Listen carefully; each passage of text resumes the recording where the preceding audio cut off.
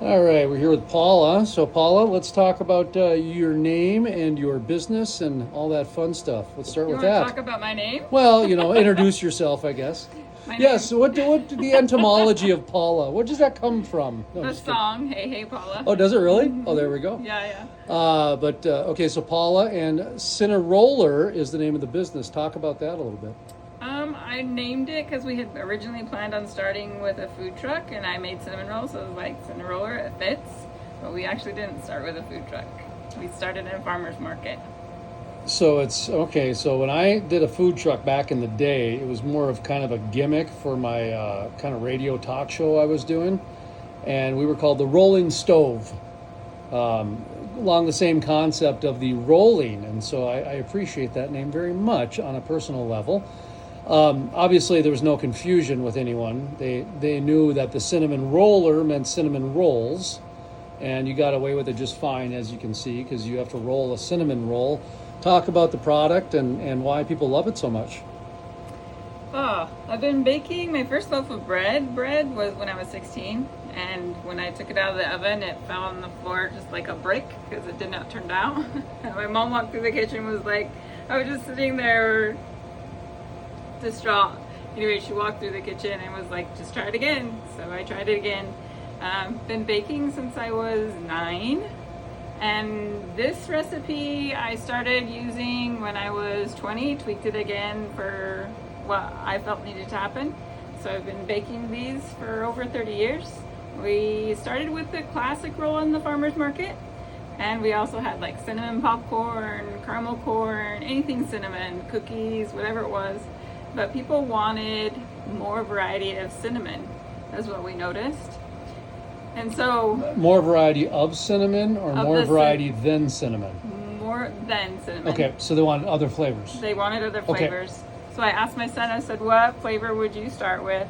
And he said, I really like strawberry. So I was like, I think I can do that. Because you can't really use pie filling because pie filling makes the dough soggy and it doesn't cook correctly. So I came up with a way that makes the dough fluff and delicious when you cook anything in it. And so I was like, what do I like? I like chocolate and raspberry. So I made myself a chocolate and raspberry roll. And that's what introduced our chocolate roll. So I started messing around with what chocolate tastes best in a roll and That's a chocolate cinnamon roll. Yeah. Or a sweet roll. sweet roll. So yeah, people ask me that all the time. They're like, you have how many flavors of cinnamon roll? I have one cinnamon roll. I have 130 different other flavors of sweet and savory rolls. Sweet and savory rolls, and we'll talk about the savory here in just a second. But Yeah. so like there's a strawberry cheesecake roll. I saw there's a peanut butter chocolate roll. There's what is that? There's a double lemon. So you can see the swirl there on the bottom. It does not have cinnamon and sugar in it. It has strawberry and cheesecake. Now, when you say the classic, to me a classic is a caramel roll, but then there's also the white frosting sweet roll, and I guess those two would be kind of the standard. Now, what is a classic here? The classic is the cream cheese frosted cinnamon roll. And our number one seller after that is the caramel roll. That's called sticky. We call it sticky pecan. Oh, that's what I bought. Yes. And I just make my own homemade caramel every morning and stump it on top of the classic roll.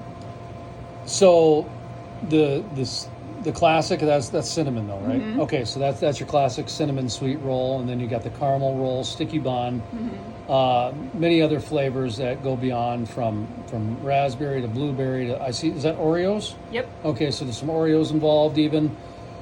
Basically, if she doesn't have it, you're going to be surprised, and you will be surprised, and everyone will be surprised, type of a thing. Mostly, you're probably just making up things to say, "Oh, do you have an anchovy one?" That sort of thing. I've tried everything Have from you really? red velvet to root beer float to cotton candy. Someone thought they would get me with cotton candy the other day, and I was like, no, I've done that. How'd that go? The cotton candy melts into the frosting, Okay. so I was like, not a roll I want to make and serve all the time. And that's a good time to bring up that baking is not cooking. Those are two completely separate things. I tell people, listen, I'm a cook. A cook is a vibe. It's a free scat type of go as you cook as you go type of a thing, but there is an art to that. Baking is completely different. Baking is more like chemistry than it is anything else, because if you don't, Temperamental. if you don't, you have to have patience. You still need creativity. You still need to have some discipline, but you get to work within the parameters. So the freedom that you get within the parameters is a totally different freedom that I have, because I don't have the discipline to bake. So it's different, but bakers and cookers usually understand the difference on that. Have you always been you mentioned you've been baking your whole life. Are you able to cook as easily, or do you get frustrated with cooking? Kitchen is where it's like exercising, where you can Okay. relieve stress. And so being in the kitchen for me is fun. Yeah. Yeah. I tell people that what I like about it is that, listen, I'm not very good at painting. I'm not very good at music. I know that I like music, and I know that I like art. And for me, every plate of food that I do is its own little piece of art. Yeah. And it's a really weird way to look at it, It's true. but I don't care because it's me. Yeah. It's I am actually approached by a lot of art communities Mm-hmm. because they see my roles as art. And I'm like, that's cool. I love it. I love creating. Yeah. Like, we're all inherently creatures of creating. Mhm.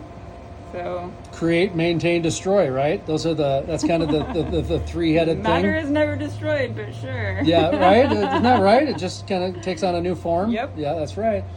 Water's a perfect example. What are you going to freeze it? Turns into ice. What are you going to burn it? Turns into gas. You're going to leave it by itself. It'll find its own level. Yep. So look at us. Plasma. That's right, folks. The Route 66 existential archive here, as we get a little bit 5,000-foot view. But that's one of the beauties of the kitchen. You get to have these wild talks, and you get to have these kind of anything goes talks. Let's talk about the savory.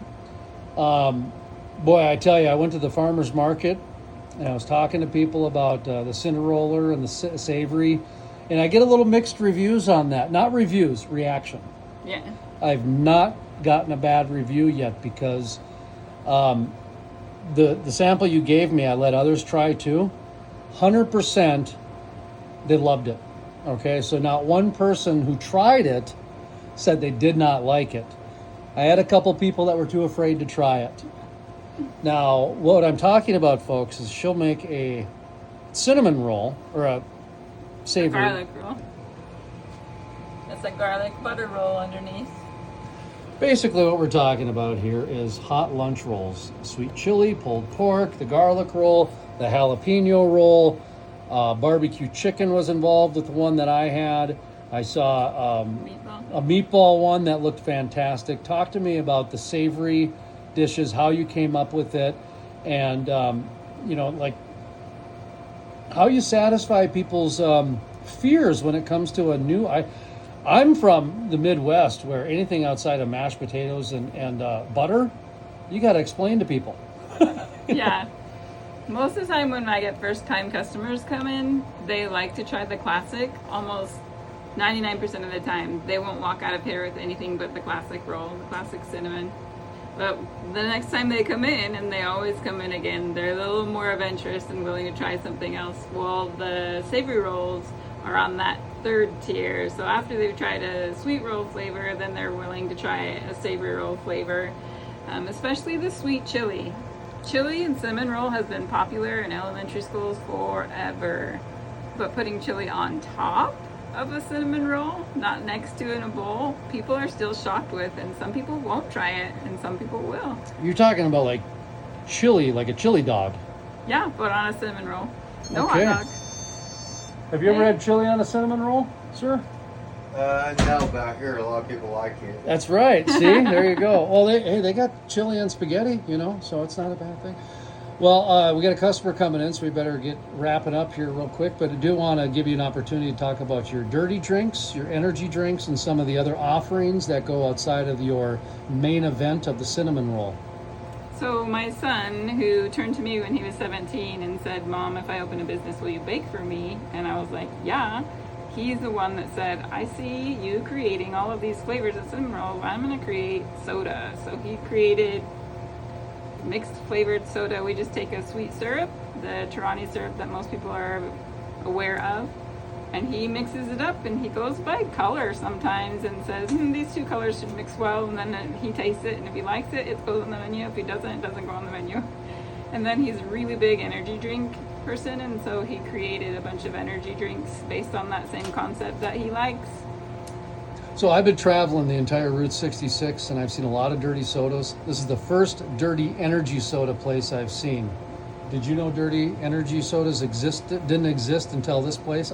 Is this your idea, or are these out there? This is my son's. I don't know how, or what he came up with, or who else has anything. I don't know. But he spent many hours creating that menu and creating what sodas he thought would work well.